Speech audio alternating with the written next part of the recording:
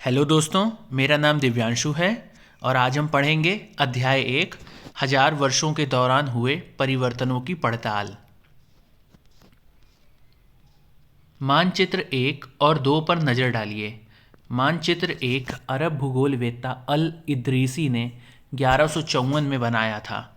यहाँ जो नक्शा दिया गया है वह उसके द्वारा बनाए गए दुनिया के बड़े मानचित्र का एक हिस्सा है और भारतीय उपमहाद्वीप को दर्शाता है। मानचित्र 2 एक फ्रांसीसी मानचित्रकार ने 1720 में बनाया था। दोनों नक्शे एक ही इलाके के हैं मगर उनमें काफ़ी अंतर है। अल इद्रीसी के नक्शे में दक्षिण भारत उस जगह है जहां हम आज उत्तर भारत ढूंढेंगे और श्रीलंका का द्वीप ऊपर की तरफ है। जगहों के नाम अरबी में दिए गए हैं और उनमें कुछ जाने पहचाने नाम भी हैं, जैसे कि उत्तर प्रदेश का कन्नौज। मानचित्र 2 पहले मानचित्र के बनने के लगभग 600 वर्ष बाद बनाया गया। इस कालावधि में उपमहाद्वीप के बारे में सूचनाएं काफ़ी बदल गई थीं। यह नक्शा हमें ज़्यादा परिचित लगेगा। उसमें विशेषकर तटीय इलाकों के बारीक ब्यौरे देखकर आश्चर्य होता है। यूरोप के नाविक तथा व्यापारी अपनी समुद्र यात्रा के लिए इस नक्शे का इस्तेमाल किया करते थे। देखें अध्याय 6। मानचित्र 1 12वीं सदी के भूगोलवेत्ता अल इद्रीसी का बनाया हुआ दुनिया के नक्शे का एक हिस्सा, जिसमें भारतीय उपमहाद्वीप को भूमि से समुद्र तक दिखाया गया है। तो दोस्तों, यह है 12वीं सदी का नक्शा पूरी दुनिया का, जिसमें से इसमें भारत को ये दिखाया गया है, ज़मीन और समुद्री भाग को। हालांकि ये इतना परिष्कृत नहीं है, लेकिन कोशिश अच्छी की गई है। मानचित्रकार किसे कहते हैं? जो व्यक्ति मानचित्र अथवा नक्शे बनाता है उसे मानचित्रकार कहते हैं। यहाँ पर हम आगे बढ़ते हैं तो यहाँ पर है मानचित्र 2। मानचित्र 2 18वीं सदी के आरंभ में गिवलाम द लिस्ले के एटलस नूवो के अनुसार यह उपमहाद्वीप, यहाँ पर जो हम नक्शा देख पा रहे हैं, ये देखिए, ये श्रीलंका है। ये पहले वाले नक्शे से बहुत ज़्यादा परिष्कृत है। ये आप देख सकते हैं, ये है हमारा भारत। ये पूरा नक्शा भारत का है। यहाँ पे इन्होंने दिखाया है गुजरात। यहाँ पे साइड साइड के जो तटीय इलाके हैं ये भी इन्होंने बहुत अच्छे से ब्यौरा दिए हैं। लेकिन अब भीतरी इलाकों पर नज़र डालें। क्या इनमें भी उतने ही ब्यौरे हैं जितने समुद्र तट वाले हिस्से में? गंगा के मार्ग को देखें, इसे किस तरह से दर्शाया गया है। इस मानचित्र में तटीय और भीतरी इलाकों के बीच ब्यौरों और बारीकी का जो अंतर है, आपके ख्याल में उसका क्या कारण है? दोस्तों, जो अभी आंतरिक प्रश्न आ रहे हैं, इन सभी प्रश्न और उत्तरों को हम चैप्टर ख़त्म करने के बाद लेंगे। इतनी ही महत्वपूर्ण एक और बात यह है कि दूसरे युग तक मानचित्र अंकन का विज्ञान भी बहुत बदल गया था। इतिहासकार जब बीते युगों के दस्तावेजों, नक्शों और लेखों का अध्ययन करते हैं तो उनके लिए उन सूचनाओं के संदर्भों का, उनकी भिन्न भिन्न ऐतिहासिक पृष्ठभूमियों का ध्यान रखना जरूरी होता है। नई और पुरानी शब्दावली। अगर समय के साथ साथ सूचनाओं के संदर्भ बदलते हैं तो भाषा और अर्थों के साथ क्या होता है? ऐतिहासिक अभिलेख कई तरह की भाषाओं में मिलते हैं और ये भाषाएं भी समय के साथ साथ बहुत बदलती हैं। उदाहरण के लिए मध्य युग की फारसी आधुनिक फारसी भाषा से भिन्न है। यह भिन्नता सिर्फ व्याकरण और शब्द भंडार में ही नहीं आई है, समय के साथ शब्दों के अर्थ भी बदल जाते हैं। उदाहरण के लिए हिंदुस्तान शब्द ही लीजिए। आज हम इसे आधुनिक राष्ट्र राज्य भारत के अर्थ में लेते हैं। 13वीं सदी में जब फारसी के इतिहासकार मिनहाज ए सिराज ने हिंदुस्तान शब्द का प्रयोग किया था तो उसका आशय पंजाब, हरियाणा और गंगा यमुना के बीच में स्थित इलाकों से था। उसने इस शब्द का राजनीतिक अर्थ में उन इलाकों के लिए इस्तेमाल किया जो दिल्ली के सुल्तान के अधिकार क्षेत्र में आते थे। सल्तनत के प्रसार के साथ साथ इस शब्द के अंतर्गत आने वाले क्षेत्र भी बढ़ते गए, लेकिन हिंदुस्तान शब्द में दक्षिण भारत का समावेश कभी नहीं हुआ। इसके विपरीत 16वीं सदी के आरंभ में बाबर ने हिंदुस्तान शब्द का प्रयोग इस उपमहाद्वीप के भूगोल, पशु पक्षियों और यहाँ के निवासियों की संस्कृति का वर्णन करने के लिए किया। यह प्रयोग 14वीं सदी के कवि अमीर खुसरो द्वारा प्रयुक्त शब्द हिंद के ही कुछ कुछ समान था, मगर यहाँ भारत को एक भौगोलिक और सांस्कृतिक सत्व के रूप में पहचाना जा रहा था। वहाँ हिंदुस्तान शब्द से वे राजनीतिक और राष्ट्रीय अर्थ नहीं जुड़े थे जो हम आज जोड़ते हैं। किसी भी शब्द का प्रयोग करने में इतिहासकारों को बहुत सावधान रहना चाहिए, क्योंकि अतीत में उन शब्दों के कुछ अलग ही अर्थ थे। उदाहरण के लिए विदेशी जैसा सीधा साधा शब्द ही ले लीजिए। हमारे लिए आज इसका अर्थ होता है ऐसा व्यक्ति जो भारतीय ना हो। मध्य युग में मानो किसी गांव में आने वाला कोई भी अनजाना व्यक्ति जो उस समाज या संस्कृति का अंग ना हो विदेशी कहलाता था। ऐसे व्यक्ति को हिंदी में परदेसी और फारसी में अजनबी कहा जाता है। इसलिए किसी नगरवासी के लिए वनवासी विदेशी होता था, किंतु एक ही गांव में रहने वाले दो किसान अलग अलग धार्मिक या जाति परंपराओं से जुड़े होने पर भी एक दूसरे के लिए विदेशी नहीं होते थे। इतिहासकार और उनके स्रोत। इतिहासकार किस युग का अध्ययन करते हैं और उनकी खोज की प्रकृति क्या है, इसे देखते हुए वे अलग अलग तरह के स्रोतों का सहारा लेते हैं। उदाहरण के लिए पिछले साल आपने गुप्त वंश के शासकों और हर्षवर्धन के बारे में पढ़ा। इस पुस्तक में हम मोटे तौर पर 700 से 1750 ईस्वी तक लगभग 1000 वर्षों के बारे में पढ़ेंगे। इस काल के अध्ययन के लिए इतिहासकार जिन स्रोतों का प्रयोग करते हैं उनमें आपको बहुत सी बातें ऐसी मिलेंगी जो पिछले युग से वैसी ही चली आ रही हैं। इतिहासकार इस काल के बारे में सूचना इकट्ठी करने के लिए अभी भी सिक्कों, शिलालेखों, स्थापत्य का मतलब भवन निर्माण कला तथा लिखित सामग्री पर निर्भर करते हैं। पर कुछ बातें पहले से काफ़ी अलग हैं। इस युग में प्रामाणिक लिखित सामग्री की संख्या और विविधता आश्चर्यजनक रूप से बढ़ गई। इसके आगे इतिहासकार सूचनाओं के दूसरे प्रकार के स्रोतों का इस्तेमाल धीरे धीरे कम करने लगे। इस समय के दौरान कागज क्रमशः सस्ता होता गया और बड़े पैमाने पर उपलब्ध भी होने लगा। लोग धर्म ग्रंथ, शासकों के वृतांत, संतों के लेखन तथा उपदेश, अर्जियाँ, अदालतों के दस्तावेज, हिसाब तथा करों के खाते आदि लिखने में इसका उपयोग करने लगे। धनी व्यक्ति, शासक जन मठ तथा मंदिर पांडुलिपियाँ एकत्रित किया करते थे। इन पांडुलिपियों को पुस्तकालयों तथा अभिलेखागारों में रखा जाता था और आज भी रखा जाता है। इन पांडुलिपियों तथा दस्तावेजों से इतिहासकारों को बहुत सारी विस्तृत जानकारी मिलती है, मगर साथ ही इनका उपयोग कठिन है। कागज का मूल्य। इन दो प्रसंगों की तुलना कीजिए। पहला है 13वीं सदी के मध्य में एक विद्वान को एक पुस्तक की प्रतिलिपि की जरूरत पड़ी। उसके पास उतना कागज नहीं था, इसलिए उसने एक ऐसी पांडुलिपि को धो डाला जिसकी उसे ज़रूरत नहीं थी और उसके कागज को सुखाकर उसका इस्तेमाल कर लिया। और दूसरा, एक सदी बाद अगर आप बाज़ार से कोई खाद्य पदार्थ खरीदते तो हो सकता है कि आपकी किस्मत अच्छी होती और दुकानदार वह वस्तु कागज में लपेट कर देता। तो कागज कब अधिक महंगा था और कब आसानी से उपलब्ध था, 13वीं शताब्दी में या 14वीं शताब्दी में? तो बेशक कागज 13वीं शताब्दी में बहुत ज़्यादा महंगा था, उसकी कीमत बहुत थी। और 14वीं शताब्दी में उसकी कीमत इतनी थी कि खाद्य वस्तुएं कागज में ही लगा के वो दे रहा है। खाद्य वस्तुएं वो कागज में ही लगाकर दे रहा है। अभिलेखागार, ऐसा स्थान जहां दस्तावेजों और पांडुलिपियों को संग्रहित किया जाता है। आज सभी राष्ट्रीय और राज्य सरकारों के अभिलेखागार होते हैं, जहां वे अपने तमाम पुराने सरकारी अभिलेख और लेन देन के ब्यौरों का रिकॉर्ड रखते हैं। आगे बढ़ते हैं। उन दिनों छापे खाने तो थे नहीं, इसलिए लिपिक या नकल नवीस हाथ से ही पांडुलिपियों की प्रतिकृति बनाते थे। अगर आपने कभी किसी मित्र के गृह कार्य की नकल उतारी है तो आप जानते होंगे कि यह काम आसान नहीं है।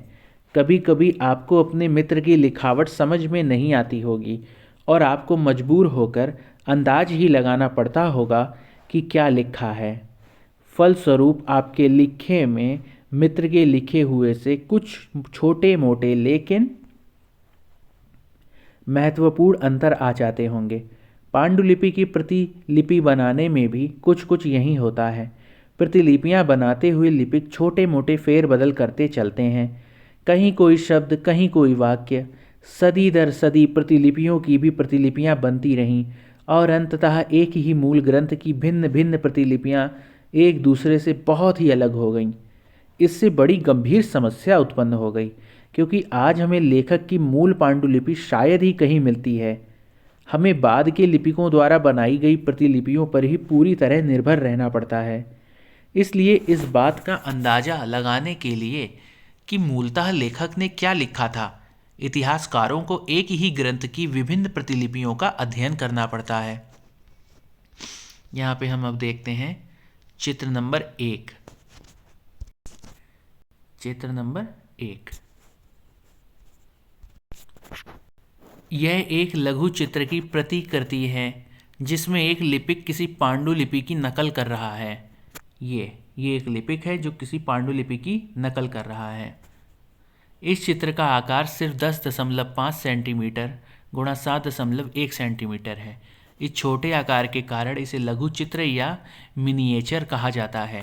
कभी कभी इन लघु चित्रों का प्रयोग लेख में आई पांडुलिपियों को स्पष्टता प्रदान करने के लिए किया जाता था।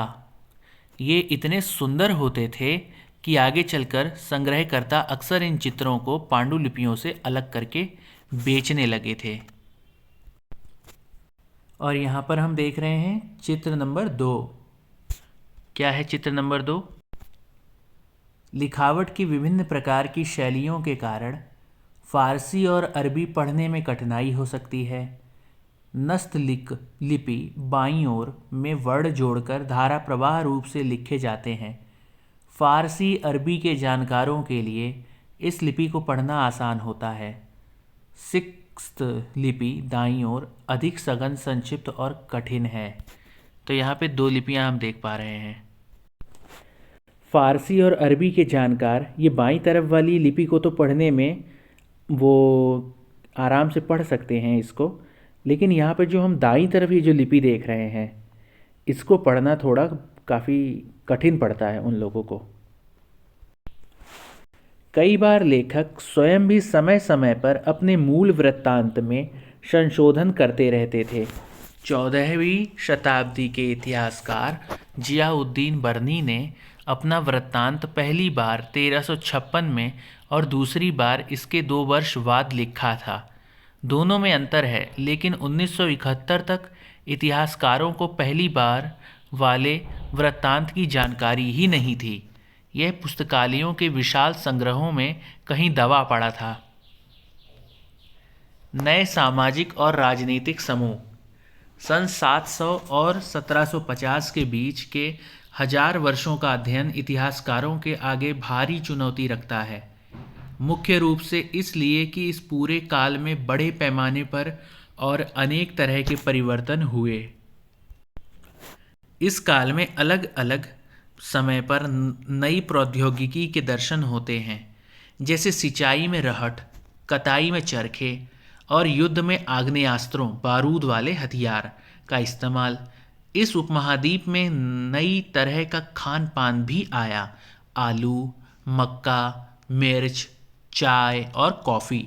ध्यान रहे कि ये तमाम परिवर्तन, नई प्रौद्योगिकियाँ और फसलें उन लोगों के साथ आए जो नए विचार भी लेकर आए थे। परिणाम स्वरूप यह काल आर्थिक, सामाजिक, राजनीतिक और सांस्कृतिक परिवर्तनों का भी काल रहा है। अध्ययन, यहाँ पर हम अध्याय 5, 6 और 7 में आप इनमें से कुछ के बारे में जानेंगे। इस युग में लोगों की गतिशीलता, एक स्थान से दूसरे स्थान पर आना जाना भी बहुत बढ़ गया था। अवसर की तलाश में लोगों के झुंड दूर दूर की यात्राएं करने लगे थे। इस उपमहाद्वीप में अपार संपदा और अपना भाग्य गढ़ने के लिए अपार संभावनाएं मौजूद थीं। इस काल में जिन समुदायों का महत्व बढ़ा उनमें से एक समुदाय था राजपूत, जिसका नाम राजपुत्र अर्थात राजा का पुत्र से निकला है। 8वीं से 14वीं सदी के बीच यह नाम आमतौर पर योद्धाओं के उस समूह के लिए प्रयुक्त होता था जो क्षत्रिय वर्ण के होने का दावा करते थे। राजपूत शब्द के अंतर्गत केवल राजा और सामंत वर्ग ही नहीं बल्कि वे सेनापति और सैनिक भी आते थे जो पूरे उपमहाद्वीप में अलग अलग शासकों की सेनाओं में सेवारत थे। कवि और चारण राजपूतों की आचार संहिता, प्रबल पराक्रम और स्वामी भक्ति का गुणगान करते थे। इस युग में राजनीतिक दृष्टि से महत्व हासिल करने के अवसरों का लाभ मराठा, सिख, जाट, अहोम और कायस्थ कायस्थ कौन थे? मुख्यतः लिपिकों और मुंशियों का कार्य करने वाली जाति आदि समूहों ने भी उठाया। क्या उठाया? अवसरों का लाभ उठाया। यहाँ पर हम एक चित्र देख रहे हैं, रहट। तो ये वो चित्र है, यहाँ एक पहिया जैसे लगा हुआ है लकड़ी का, ये है रहट। और रहट किस काम आता है? तो सिंचाई के काम आया करता था, ये पानी निकालने के काम आता था, ये जो पहिया लगा हुआ है। आगे बढ़ते हैं। पर्यावास क्या होता है? पर्यावास, इसका तात्पर्य किसी भी क्षेत्र के पर्यावरण और वहाँ के रहने वालों की सामाजिक और आर्थिक जीवन शैली से है। इस पूरे काल के दौरान क्रमशः जंगलों की कटाई हो रही थी और खेती का इलाका बढ़ता जा रहा था। कुछ क्षेत्रों में यह परिवर्तन अन्य क्षेत्रों की अपेक्षा अधिक तेजी से और पूरे तौर पर हुआ। पर्यावास में परिवर्तन के कारण कई वनस्पतियों को मजबूर होकर अपना स्थान यहाँ पर कई वनवासियों को मजबूर होकर अपना स्थान छोड़ना पड़ा। कुछ और वनवासी जमीन की जुताई करने लगे और कृषक बन गए। कृषकों के ये नए समूह क्षेत्रीय बाजार, मुखियाओं, पुजारियों, मठों और मंदिरों से प्रभावित होने लगे। वे बड़े और जटिल समाजों के अंग बन गए। उन्हें कर चुकाने पड़ते थे और स्थानीय मालिक वर्ग की बेगार करनी पड़ती थी। परिणाम स्वरूप किसानों के बीच आर्थिक और सामाजिक अंतर उभरने लगे। कुछ के पास ज़्यादा उपजाऊ जमीन होती थी, कुछ लोग मवेशी भी पालते थे और कुछ लोग खेती से खाली समय में दस्तकारी आदि का कुछ काम कर लेते थे। जैसे जैसे समाज में अंतर बढ़ने लगे, लोग जातियों और उपजातियों में बांटे जाने लगे और उनकी पृष्ठभूमि और व्यवसाय के आधार पर उन्हें समाज में ऊंचा या नीचा दर्जा दिया जाने लगा। ये दर्जे स्थायी नहीं थे। किसी जाति विशेष के सदस्यों के हाथों में कितनी सत्ता, प्रभाव और संसाधनों का नियंत्रण है, इसके आधार पर उसके दर्जे बदलते रहते थे। एक ही जाति का किसी क्षेत्र में कोई दर्जा हो सकता था और किसी अन्य क्षेत्र में कोई और। अपने सदस्यों के व्यवहार का नियंत्रण करने के लिए जातियां स्वयं अपने अपने नियम बनाती थीं। इन नियमों का पालन जाति के बड़े बुजुर्गों की एक सभा करवाती थी, जिसे कुछ इलाकों में जाति पंचायत कहा जाता था। लेकिन जातियों को अपने निवास के गांवों के रिवाजों का पालन भी करना पड़ता था। इसके अलावा कई गांवों पर मुखियाओं का शासन होता था। मिल मिलाकर वे किसी राज्य की एक छोटी इकाई भर होती थीं। क्षेत्र और साम्राज्य, चोल अध्याय 2, तुगलक अध्याय 3 या मुगल अध्याय 4 जैसे बड़े बड़े राज्यों के अंतर्गत कई सारे क्षेत्र आ जाते थे। दिल्ली के सुल्तान गयासुद्दीन बलबन 1266 से 1287 की प्रशंसा में एक संस्कृत प्रशस्ति के उदाहरण के लिए अध्याय 2 देखिए, में उसे एक विशाल साम्राज्य का शासक बताया गया है जो पूर्व में बंगाल, मतलब बंगाल को पहले गौड़ कहते थे, से लेकर पश्चिम में अफगानिस्तान के गजनी, जिसे पहले गज्जन कहते थे, तक फैला हुआ था और जिसमें संपूर्ण दक्षिण भारत मतलब द्रविड़ भी आ जाता था। गौड़ आंध्र, केरल, कर्नाटक, महाराष्ट्र और गुजरात आदि भिन्न भिन्न क्षेत्रों के लोग उसकी सेना के आगे पलायन कर जाते थे। इतिहासकार विजय अभियान के इन दावों को अतिशयोक्तिपूर्ण मानते हैं। साथ ही वे यह समझने की कोशिश में भी लगे रहते हैं कि शासक लोग इस उपमहाद्वीप के भिन्न भिन्न भागों पर अपने अधिकार का उल्लेख क्यों करते रहते हैं। यहाँ पर हमें एक प्रश्न दिख रहा है, आप क्या समझते हैं शासक ऐसे दावे क्यों करते हैं? इसका साफ सीधा उत्तर है, शासक ऐसे दावे इसलिए करते हैं क्योंकि वो अपना साम्राज्य विस्तार करना चाहते हैं। मानचित्र 3 मिस्र के शिहाबुद्दीन उमरी द्वारा रचित मसालिक अल अबसर फ़ी ममालिक अल अमसर के अनुसार मोहम्मद तुगलक के राज्यकाल में दिल्ली सल्तनत के अंतर्गत आने वाले ये प्रांत हैं। दोस्तों, यहाँ पे जितने भी रोमन अक्षर दिख रहे हैं, रोमन अंक दिख रहे हैं, ये सब प्रांत हैं। इनके बारे में वर्णन यहाँ पर दिया हुआ है। जैसे कि रोमन नंबर 1 में है सिविस्तान, उच्च 2 है, तीसरा मुल्तान है, चौथा कलानौर है, पांचवा लाहौर है, छठा समाना है। इसी तरह से ये सारे रोमन अंक वाले ये प्रांत ही हैं। भाषा तथा क्षेत्र। सन 1318 में कवि अमीर खुसरो ने इस बात पर गौर किया था कि इस देश के हर क्षेत्र की एक अलग भाषा है। सिंधी, लाहौरी, कश्मीरी, द्वार समुद्री मतलब दक्षिण कर्नाटक में, तेलंगानी पहले आंध्र प्रदेश में, गुजरी गुजरात में, मबारी तमिलनाडु में, गौड़ी बंगाल में, अवधी पूर्वी उत्तर प्रदेश में और हिंदवी दिल्ली के आसपास के क्षेत्र में बोली जाती थी। अमीर खुसरो ने आगे बतलाया है कि इन भाषाओं के विपरीत एक भाषा संस्कृत भी है, जो किसी विशेष क्षेत्र की भाषा नहीं है। यह एक प्राचीन भाषा है जिसे केवल ब्राह्मण जानते हैं, आम जनता नहीं। अमीर खुसरो द्वारा उल्लिखित भाषाओं की एक सूची बनाइए और एक सूची उन भाषाओं के नामों की बनाइए जो उनके द्वारा उल्लिखित क्षेत्रों में आज बोली जाती है। जो नाम एक से हैं उन्हें रेखांकित कीजिए और जो नाम भिन्न हैं उनके चारों ओर घेरा खींच दीजिए। सन 700 तक कई क्षेत्रों के अपने अपने भौगोलिक आयाम तय हो चुके थे और उनकी अपनी भाषा तथा सांस्कृतिक विशेषताएं स्पष्ट हो गई थीं। अध्याय 9 में आपको इनके बारे में और अधिक जानकारी मिलेगी। ये क्षेत्र विशेष शासक राजवंशों से भी जुड़ गए थे। इन राज्यों के बीच काफ़ी टकराहटें चलती रहती थीं। कभी कभी चोल, खिलजी, तुगलक और मुगल जैसे राजवंश अनेक क्षेत्रों में फैला एक विशाल साम्राज्य भी खड़ा कर लेते थे। ये सभी साम्राज्य समान रूप से स्थिर या सफल नहीं हो पाते थे। उदाहरण के लिए अध्याय 3 और अध्याय 4 की तालिका 1 की तुलना कीजिए। खिलजी और मुगल वंश के शासन कितनी कितनी अवधि तक चले। 18वीं सदी में मुगल वंश पतन के ढलान पर था। फलस्वरूप क्षेत्रीय राज्य फिर से उभरने लगे, लेकिन वर्षों से जो सर्व क्षेत्रीय साम्राज्यों का शासन चल रहा था उससे क्षेत्रों की प्रकृति बदल गई थी। उन पर कई छोटे बड़े राज्यों का शासन चलता रहा था और उन राज्यों की बहुत सी बातें इस उपमहाद्वीप के अधिकतर भाग पर फैले इन क्षेत्रों को विरासत में मिली थी। इस तथ्य का पता हमें उन कई परंपराओं से लगता है जो इन क्षेत्रों में उभरी थीं। इन परंपराओं में कुछ एक दूसरी से भिन्न और कुछ एक समान हैं। ऐसी परंपराएं हमें प्रशासन, अर्थव्यवस्था के प्रबंधन, उच्च संस्कृति तथा भाषा के संदर्भ में मिलती हैं।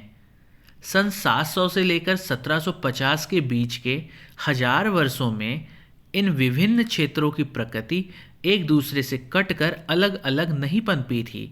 हालांकि उनके चरित्र की अपनी विशिष्टताएं बनी रही थीं, मगर समन्वय की सर्व क्षेत्रीय ताकतों का प्रभाव भी उन पर पड़ा था। पुराने और नए धर्म। इतिहास के जिन 1000 वर्षों की पड़ताल हम कर रहे हैं, इनके दौरान धार्मिक परंपराओं में कई बड़े बड़े परिवर्तन आए। दैविक तत्व में लोगों की आस्था कभी कभी बिल्कुल ही वैयक्तिक स्तर पर होती थी, मगर आमतौर पर इस आस्था का स्वरूप सामूहिक होता था। किसी दैविक तत्व में सामूहिक आस्था यानी धर्म प्रायः स्थानीय समुदायों के सामाजिक और आर्थिक संगठन से संबंधित होती थी। जैसे जैसे इन समुदायों का सामाजिक संसार बदलता गया, वैसे ही इनकी आस्थाओं में भी परिवर्तन आता गया। आज हम जिसे हिंदू धर्म कहते हैं, उसमें भी इसी युग में महत्वपूर्ण बदलाव आए। इन परिवर्तनों में से कुछ थे नए देवी देवताओं की पूजा, राजाओं द्वारा मंदिरों का निर्माण और समाज में पुरोहितों के रूप में ब्राह्मणों का बढ़ता महत्व तथा बढ़ती सत्ता आदि। संस्कृत ग्रंथों के ज्ञान के कारण समाज में ब्राह्मणों का बड़ा आदर होता था। इनके संरक्षक थे नए नए शासक जो स्वयं प्रतिष्ठा की चाह में थे।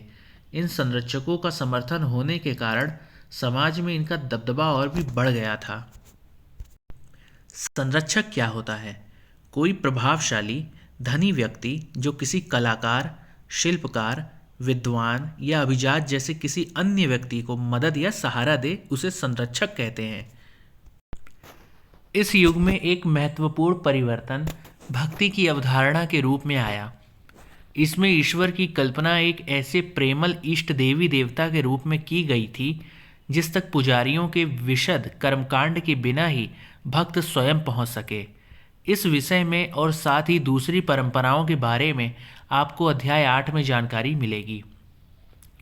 यही वह युग था जिसमें इस उपमहाद्वीप में नए नए धर्मों का भी आगमन हुआ।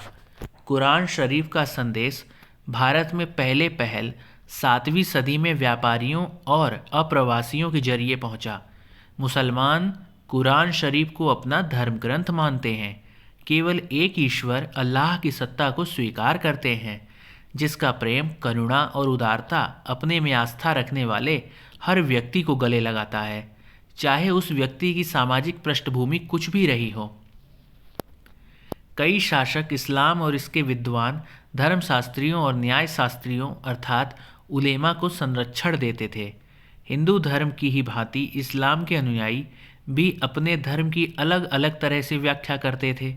मुसलमानों में कुछ शिया थे जो पैगंबर साहब के दामाद अली को मुसलमानों का विधि सम्मत नेता मानते थे, और कुछ सुन्नी थे जो खलीफाओं के प्रभुत्व को स्वीकार करते थे। इस्लाम के आरंभिक दौर में इस धर्म का नेतृत्व करने वाले खलीफा कहलाते थे और आगे भी इनकी परंपरा चलती रही। इस्लामी न्याय सिद्धांत, विशेषकर भारत में हनफी और शफी ऐसे सिद्धांत हैं। इस्लामी न्याय सिद्धांत की विभिन्न परंपराओं में भी कई महत्वपूर्ण अंतर रहे हैं। ऐसे ही धर्म सिद्धांतों तथा रहस्यवादी विचारों को लेकर विभिन्नताएं देखने को मिलती हैं। समय और इतिहास के कालखंडों पर विचार। इतिहासकार समय को केवल घड़ी या कैलेंडर की तरह नहीं देखते, यानी कि केवल घंटों, दिन या वर्षों के बीतने के रूप में नहीं देखते हैं। उनका नज़रिया यह है कि समय सामाजिक और आर्थिक संगठन में आने वाले परिवर्तनों को झलकाता है। यह दिखलाता है कि विचारों और विश्वासों में कितना स्थायित्व रहा है और कितना परिवर्तन आया है। यदि अतीत को समान विशेषता रखने वाले कुछ बड़े बड़े हिस्सों, युगों या कालों में बांट दिया जाए तो समय का अध्ययन कुछ आसान हो जाता है। 19वीं सदी के मध्य में अंग्रेज इतिहासकारों ने भारत के इतिहास को 3 युगों में बांटा था, हिंदू, मुस्लिम और ब्रिटिश। यह विभाजन इस विचार पर आधारित था कि शासकों का धर्म ही एकमात्र महत्वपूर्ण ऐतिहासिक परिवर्तन होता है और अर्थव्यवस्था, समाज और संस्कृति में और कोई भी महत्वपूर्ण बदलाव नहीं आता। इस दृष्टिकोण में इस उपमहाद्वीप की अपार विविधता की भी उपेक्षा हो जाती थी। इस काल विभाजन को आज बहुत कम इतिहासकार ही स्वीकार करते हैं। अधिकतर इतिहासकार आर्थिक तथा सामाजिक कारकों के आधार पर ही अतीत के विभिन्न कालखंडों की विशेषताएं तय करते हैं। पिछले साल आपने जो इतिहास पढ़े थे उसमें प्राचीन समाजों के कई प्रकारों का समावेश था, जैसे शिकारी संग्राहक, प्रारंभिक दौर के कृषि कर्मी, शहरों और गांवों के निवासी और प्रारंभिक दौर के राज्य और साम्राज्य। इस साल आप जो इतिहास पढ़ेंगे उसे प्रायः मध्यकालीन इतिहास कहा जाता है। इसमें आपको कृषक समाजों के विस्तार, क्षेत्रीय और साम्राज्यिक राज्यों के उदय, कभी कभी तो ग्रामवासियों और वनवासियों की कीमत पर प्रधान धर्मों के रूप में हिंदू धर्म, इस्लाम धर्म के विकास और यूरोप से व्यापारी कंपनियों के आगमन के बारे में और विस्तार से जानकारी मिलेगी। भारत के इतिहास के ये 1000 साल अनेक बदलावों के साक्षी रहे हैं। आखिर 16वीं और 18वीं शताब्दियाँ 8वीं या 11वीं शताब्दियों से काफ़ी भिन्न थीं, इसलिए इस सारे काल को एक ऐतिहासिक इकाई के रूप में देखना समस्याओं से खाली नहीं है। फिर मध्यकाल की तुलना प्रायः आधुनिक काल से की जाती है। आधुनिकता के साथ भौतिक उन्नति और बौद्धिक प्रगति का भाव जुड़ा हुआ है। इससे आशय यह निकलता है कि मध्यकाल रूढ़िवादी था और उस दौरान कोई परिवर्तन हुआ ही नहीं, लेकिन हम जानते हैं कि ऐसा नहीं था। इन 1000 वर्षों के दौरान इस उपमहाद्वीप के समाजों में प्रायः परिवर्तन आते रहे और कई क्षेत्रों की अर्थव्यवस्था तो इतनी समृद्ध हो गई थी कि उसने यूरोप की व्यापारी कंपनियों को भी आकर्षित करना आरंभ कर दिया। इस पुस्तक को पढ़ते समय आप परिवर्तन के चिन्हों तथा यहाँ सक्रिय ऐतिहासिक प्रक्रियाओं पर ध्यान देते चलें और जब भी संभव हो इस पुस्तक में आप जो पढ़ रहे हैं उसकी तुलना आप पिछले वर्ष पढ़ी हुई बातों से करने की कोशिश करें। जहाँ भी संभव हो यह देखें कि कहाँ बदलाव हुए हैं और कहाँ नहीं हुए हैं, और आज अपने आसपास की दुनिया पर नज़र डालकर भी यह देखें कि और भी क्या कुछ बदला है या वैसा ही रहा है। अब हम आगे बढ़ते हैं। हम यहाँ पे कुछ बीज शब्द देख लेते हैं, महत्वपूर्ण शब्द, जैसे कि पांडुलिपि, जाति, क्षेत्र और काल विभाजन। अब आगे हम लोग चलते हैं। यहाँ पर जो क्वेश्चन आंसर हैं, अब हमारा चैप्टर अब पूरा हो चुका है। अब हम इसके क्वेश्चन आंसर को लेंगे। प्रश्न अभ्यास पाठ्य पुस्तक से। पहला प्रश्न, अतीत में विदेशी किसे माना जाता था? तो उत्तर है मध्यकाल में गांव में आने वाला कोई भी अनजान व्यक्ति जो समाज और संस्कृति का अंग ना हो विदेशी कहलाता था। ऐसे व्यक्ति को हिंदी में परदेसी और फारसी में अजनबी कहा जा सकता है। प्रश्न नंबर 2, सन 700 के बाद के काल के प्रश्न नंबर 2 में नीचे उल्लिखित बातें सही हैं या गलत बतानी है। क, सन 700 के बाद के काल के संबंध में अभिलेख नहीं मिलते हैं, तो ये सही है। ख, इस काल के दौरान मराठों ने अपने राजनीतिक महत्व की स्थापना की, ये भी सही है। ग, कृषि केंद्रित बस्तियों के विस्तार के साथ कभी कभी वनवासी अपनी जमीन से उखाड़ बाहर कर दिए जाते थे, ये भी सही है। और घ, सुल्तान गयासुद्दीन बलबन असम, मणिपुर तथा कश्मीर का शासक था, नहीं, ये गलत है।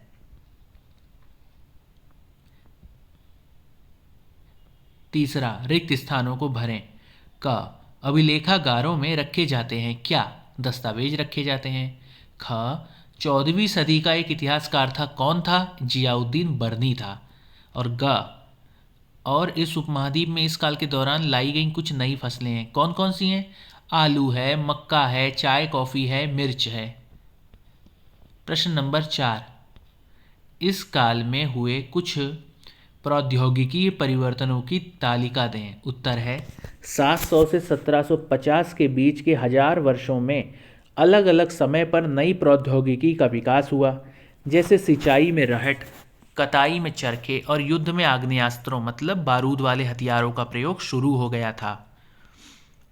इस काल के दौरान कुछ मुख्य धार्मिक परिवर्तनों की जानकारी दें। तो उत्तर है 1000 वर्षों के दौरान धार्मिक परंपराओं में कई बड़े बड़े परिवर्तन आए। लोगों में दैविक आस्था वैयक्तिक स्तर पर और सामूहिक स्तर पर था। हिंदू धर्म में नए देवी देवताओं की पूजा, राजाओं द्वारा मंदिरों का निर्माण और पुरोहितों का महत्व बढ़ा, जो कि ब्राह्मण हुआ करते थे। इस काल में भक्ति आंदोलन का प्रारंभ हुआ, जो कि कर्मकांडों के आलोचक थे। इस काल में 7वीं सदी में इस्लाम और 16वीं सदी में ईसाई धर्म का भारत में प्रादुर्भाव हुआ, मतलब उदय हुआ।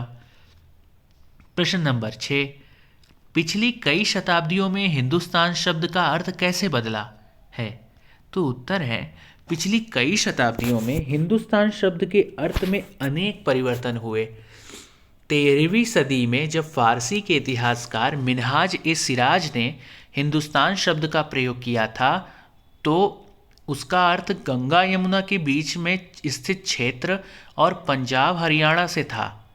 उसने इस शब्द का राजनीतिक अर्थ में उन इलाकों के लिए इस्तेमाल किया जो दिल्ली के सुल्तान के अधिकार क्षेत्र में आते थे।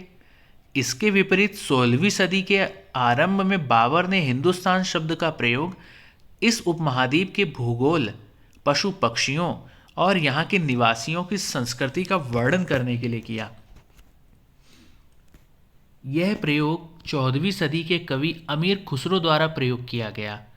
शब्द हिंद के ही कुछ कुछ समान था, मगर जहां भारत को एक भौगोलिक और सांस्कृतिक तत्व के रूप में पहचाना जा रहा था। प्रश्न नंबर 7, जातियों के मामले कैसे नियंत्रित किए जाते थे? तो उत्तर है, जातियां स्वयं अपने अपने नियम बनाती थीं, जिससे कि वे अपनी जाति के सदस्यों के व्यवहार को नियंत्रित कर सकें। इन नियमों का पालन जाति के बड़े बुजुर्गों की एक सभा करवाती थी, जिसे कुछ इलाकों में जाति पंचायत कहा जाता था, लेकिन जातियों को अपने निवास के गांवों के रिवाजों का पालन भी करना पड़ता था। प्रश्न नंबर 8, सर्व क्षेत्रीय साम्राज्य से आप क्या समझते हैं? तो उत्तर है, सर्व क्षेत्रीय साम्राज्य से तात्पर्य उस साम्राज्य से है जो अनेक क्षेत्रीय राज्यों को मिलाकर बना हो, जैसे सल्तनत, साम्राज्य, मुगल साम्राज्य आदि। प्रश्न नंबर 9, पांडुलिपियों के उपयोग में इतिहासकारों के सामने कौन कौन सी समस्याएं आती हैं? तो उत्तर है, पांडुलिपियों के उपयोग में इतिहासकारों के सामने निम्न समस्याएं आती हैं। पहला, कई बार पांडुलिपियों की लिखावट को समझने में दिक्कत आती है। दूसरा, आज हमें लेखक की मूल पांडुलिपि शायद ही कहीं मिलती है। तीसरा, मूल पांडुलिपि की नई प्रतिलिपि बनाते समय लिपिक छोटे मोटे फेरबदल करते चलते थे। कहीं कोई शब्द, कहीं कोई वाक्य, सदी दर सदी प्रतिलिपियों की भी प्रतिलिपियां बनती रहीं और अंततः एक ही मूल ग्रंथ की भिन्न भिन्न प्रतिलिपियां एक दूसरे से बहुत अलग हो गईं। और चौथा, इतिहासकारों को बाद के लिपिकों द्वारा बनाई गई प्रतिलिपियों पर ही पूरी तरह निर्भर रहना पड़ता है। इसलिए इस बात का अंदाज़ा लगाने के लिए कि मूलतः लेखक ने क्या लिखा था, इतिहासकारों को एक ही ग्रंथ की विभिन्न प्रतिलिपियों का अध्ययन करना पड़ता था। प्रश्न नंबर 10, इतिहासकार अतीत को कालों या युगों में कैसे विभाजित करते हैं? क्या इस कार्य में उनके सामने कोई कठिनाई आती है? तो उत्तर है, अधिकतर इतिहासकार आर्थिक तथा सामाजिक कारकों के आधार पर ही अतीत के कालखंडों की विशेषताएं तय करते हैं। इन आधारों पर इतिहास को प्राचीन, मध्य और आधुनिक कालों में बांटा गया है। कालक्रम को विभाजित करते समय इतिहासकारों के सामने यह समस्या उत्पन्न होती है कि वे किस महत्वपूर्ण घटना के बाद कालक्रम का विभाजन करें। प्रश्न नंबर 11, अध्याय में दिए गए मानचित्र 1 अथवा मानचित्र 2 की तुलना उपमहाद्वीप के आज के मानचित्र से करें। तुलना करते हुए दोनों के बीच जितनी भी समानताएं या और असमानताएं मिलती हैं उनकी सूची बनाइए। तो उत्तर है, मानचित्र 1 अरब भूगोलवेत्ता अल इदरीसी ने 1154 में बनाया था और मानचित्र 2 एक फ्रांसीसी मानचित्रकार ने 1720 में बनाया था। दोनों मानचित्र में कुछ समानता और असमानता थीं। दोनों मानचित्र में समानता क्या थी? इस मानचित्र में वर्तमान मानचित्र की भांति भारतीय उपमहाद्वीप को दर्शाया गया है। इस मानचित्र में कुछ जाने पहचाने नाम भी हैं, जैसे कन्नौज और सूरत आदि। और असमानता क्या है? अल इदरीसी के नक्शे में दक्षिण भारत उस जगह है जहां हम आज उत्तर भारत ढूंढेंगे और श्रीलंका का द्वीप ऊपर की तरफ है। जगहों के नाम अरबी में दिए गए हैं। यह मानचित्र आज के मानचित्र से काफ़ी भिन्न है, लेकिन फ्रांसीसी मानचित्रकार के मानचित्र में आज के मानचित्र से थोड़ी सी भिन्नता है, जैसे बम्बई क्षेत्र और गुजरात क्षेत्र का मानचित्र आज से भिन्न है। प्रश्न नंबर 12, पता लगाइए कि आपके गांव या शहर में अभिलेख मतलब रिकॉर्ड कहाँ रखे जाते हैं। इन अभिलेखों को कौन तैयार करता है? क्या आपके यहाँ कोई अभिलेखागार है? उसकी देखभाल कौन करता है?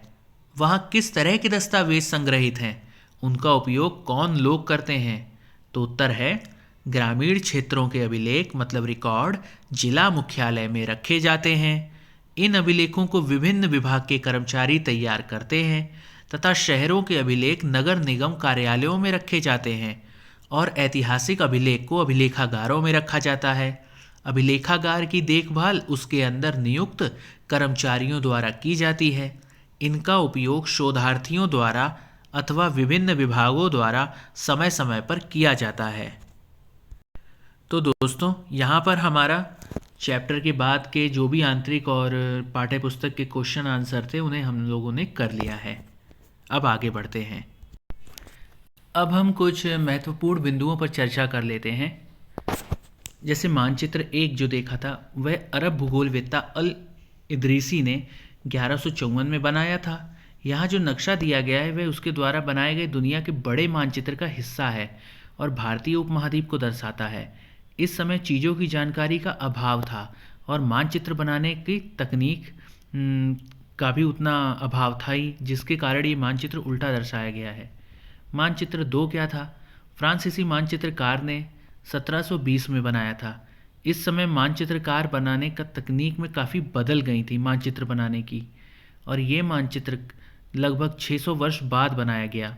यूरोप के नाविक तथा समुद्र व्यापारी अपनी समुद्र यात्रा के लिए इस नक्शे का इस्तेमाल किया करते थे। नई और पुराने मानचित्रों में काफ़ी अंतर है। शब्दावली: ऐतिहासिक अभिलेख कई तरह की भाषाओं में मिलते हैं और ये भाषाएं भी समय के साथ साथ बहुत बदली हैं। उदाहरण के लिए हिंदुस्तान शब्द ही लीजिए। आज हम ऐसे आधुनिक राष्ट्र राज्य भारत के अर्थ में लेते हैं। 13वीं सदी में जब फारसी के इतिहासकार मिनहाज ए सिराज ने हिंदुस्तान शब्द का प्रयोग किया था तो उसका आशय पंजाब, हरियाणा और गंगा यमुना के बीच के स्थित इलाकों से था। उसने इस शब्द का राजनीतिक अर्थ में उन इलाकों के लिए इस्तेमाल किया जो दिल्ली के सुल्तान के अधिकार क्षेत्र में आते थे। हिंदुस्तान शब्द दक्षिण भारत के समावेश में कभी नहीं हुआ। 16वीं सदी के आरंभ में बाबर ने हिंदुस्तान शब्द का प्रयोग इस उपमहाद्वीप के भूगोल, पशु पक्षियों और यहाँ के निवासियों की संस्कृति का वर्णन करने के लिए किया। मगर भारत को एक भौगोलिक और सांस्कृतिक सत्व के रूप में पहचाना जा रहा था। वहाँ हिंदुस्तान शब्द से वे राजनीतिक और राष्ट्रीय अर्थ नहीं जुड़े थे जो हम आज जोड़ते हैं। मानो किसी गांव में आने वाला कोई भी अनजान व्यक्ति जो उसे समाज या संस्कृति का अंग न हो विदेशी कहलाता था। स्रोत: इतिहासकार किस युग का अध्ययन करते हैं और उनकी खोज की प्रकृति क्या है, इसे देखते हुए वे अलग अलग तरह के स्रोतों का सहारा लेते हैं। इस पुस्तक में हम मोटे तौर पर 700 से 1750 ईस्वी तक लगभग 1000 वर्षों के बारे में पढ़ेंगे। इतिहासकार इस काल के बारे में सूचना इकट्ठी करने के लिए अभी भी सिक्कों, शिलालेखों, स्थापत्य मतलब भवन निर्माण कला तथा लिखित सामग्री पर निर्भर करते हैं। इस युग में प्रमाणिक लिखित सामग्री की संख्या और विविधता आश्चर्यजनक रूप से बढ़ गई। इस समय के दौरान कागज क्रमशः सस्ता हो गया और बड़े पैमाने पर उपलब्ध भी होने लगा। लोग धर्म ग्रंथ, शासकों के वृत्तांत, संतों के लेखन तथा उपदेश, अर्जियां, अदालतों के दस्तावेज, हिसाब तथा करों के खाते आदि लिखने में इसका उपयोग करने लगे। धनी व्यक्ति, शासक, जन, मठ तथा मंदिर पांडुलिपियां एकत्रित किया करते थे। इन पांडुलिपियों को पुस्तकालयों तथा अभिलेखागारों में रखा जाता है। इन पांडुलिपियों तथा दस्तावेजों से इतिहासकारों को बहुत सारी विस्तृत जानकारी मिलती है, मगर साथ ही इनका उपयोग कठिन है। नए सामाजिक और राजनीतिक समूह क्या हैं? तो 700 और 750 के बीच के 1000 वर्षों का अध्ययन इतिहासकारों के आगे भारी चुनौती रखता है। मुख्य रूप से इसलिए कि इस पूरे काल में बड़े पैमाने पर और अनेक तरह के परिवर्तन हुए। इस काल में अलग अलग समय पर और नई प्रौद्योगिकी के दर्शन होते हैं। नई प्रौद्योगिकी का मतलब होता है नई टेक्नोलॉजी के दर्शन होते हैं, जैसे सिंचाई में रहट, कताई में चरखे और युद्ध में आग्नेयास्त्रों मतलब बारूद वाले हथियार का इस्तेमाल। इस उपमहाद्वीप में नई तरह का खान पान भी आया। आलू, मक्का, मिर्च, चाय और कॉफ़ी। ध्यान रहे कि ये तमाम परिवर्तन नई प्रौद्योगिकियाँ और फसलें उन लोगों के साथ आए जो विचार भी लेकर आए थे, नए विचार भी लेकर आए थे। परिणाम स्वरूप यह काल आर्थिक, राजनीतिक, सामाजिक और सांस्कृतिक परिवर्तनों का भी काल रहा है। राजपूत कौन थे? इस काल में जिन समुदायों का महत्व बढ़ा उनमें से एक समुदाय था राजपूत, जिसका नाम राजपूत अर्थात राजा का पुत्र से निकला है। 8वीं से 14वीं सदी के बीच यह नाम आमतौर पर योद्धाओं के उस समूह के लिए प्रयुक्त होता था जो क्षत्रिय वर्ण के होने का दावा करते थे। क्षेत्र और साम्राज्य। तो इस काल में राज्यों के अंतर्गत कई सारे क्षेत्र आ जाते थे। दिल्ली के सुल्तान गयासुद्दीन बलबन 1266 से 1287 की प्रशंसा में एक संस्कृत प्रशस्ति में उसे एक विशाल साम्राज्य का शासक बताया गया है, जो पूर्व में बंगाल से लेकर पश्चिम में अफगानिस्तान के गजनी तक फैला हुआ था और जिसमें संपूर्ण दक्षिण भारत भी आ जाता था। गौड़, आंध्र, केरल, कर्नाटक, महाराष्ट्र और गुजरात आदि सब आ जाते थे। 700 तक कई क्षेत्रों के अपने अपने भौगोलिक आयाम तय हो चुके थे और उनकी भाषा तथा सांस्कृतिक विशेषताएं स्पष्ट हो गई थीं। पुराने और नए धर्म। इतिहास के जिन हजार वर्षों की पड़ताल हम कर रहे हैं, इनके दौरान धार्मिक परंपराओं में कई बड़े परिवर्तन आए। दैविक तत्व में लोगों का आस्था कभी कभी बिल्कुल ही वैयक्तिक स्तर पर होती थी, मगर आमतौर पर इस आस्था का स्वरूप सामूहिक होता था। किसी दैविक तत्व में सामूहिक आस्था यानी धर्म प्रायः स्थानीय समुदायों के सामाजिक और आर्थिक संगठन से संबंधित होती थी। जैसे जैसे इन समुदायों का सामाजिक संसार बदलता गया, वैसे ही इनकी आस्थाओं में परिवर्तन आता गया। हिंदू धर्म क्या है? आज जिसे हम हिंदू धर्म कहते हैं, उसमें इसी युग में महत्वपूर्ण बदलाव आए।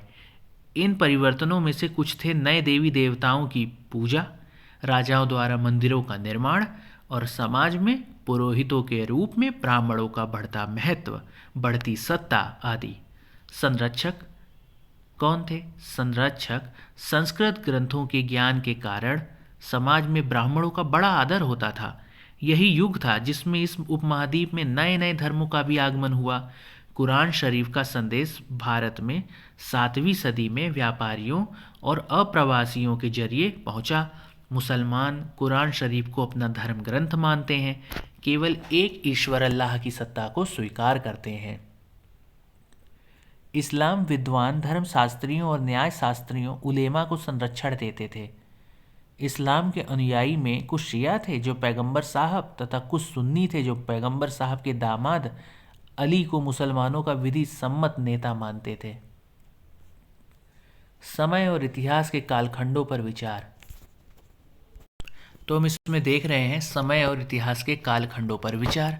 इतिहासकार समय को केवल घड़ी या कैलेंडर की तरह ही नहीं देखते, यानी कि केवल घंटों, दिन या वर्षों के बीतने के रूप में ही नहीं देखते हैं, बल्कि कुछ बड़े बड़े हिस्सों, युगों या कालों में बांट दिया जाए तो समय का अध्ययन कुछ आसान हो जाता है। 19वीं सदी के मध्य में अंग्रेज इतिहासकारों ने भारत के इतिहास को 3 युगों में बांटा था: हिंदू, मुस्लिम और ब्रिटिश। यह विभाजन इस विचार पर आधारित था कि शासकों का धर्म ही एकमात्र महत्वपूर्ण ऐतिहासिक परिवर्तन होता है और अर्थव्यवस्था, समाज और संस्कृति में और कोई भी महत्वपूर्ण बदलाव नहीं आता। इस दृष्टिकोण में इस उपमहाद्वीप की अपार विविधता की भी उपेक्षा हो जाती थी। इस काल विभाजन को आज बहुत कम इतिहासकार आर्थिक तथा सामाजिक कारकों के आधार पर ही अतीत के विभिन्न कालखंडों की विशेषताएं तय करते हैं। तो दोस्तों, यहाँ पर हमारे महत्वपूर्ण बिंदु भी पूरे हो चुके हैं, मतलब यहाँ पर हमारा पूरा चैप्टर समाप्त हो चुका है। हमारे साथ आप इतनी समय तक जुड़े रहे, आप सबका बहुत बहुत धन्यवाद। कृपया हमारे चैनल को लाइक करें, सब्सक्राइब करें और अपने मित्रों के साथ शेयर भी करें। आपका कोई सुझाव हो तो हमें कमेंट भी कर सकते हैं। आपका बहुत बहुत धन्यवाद।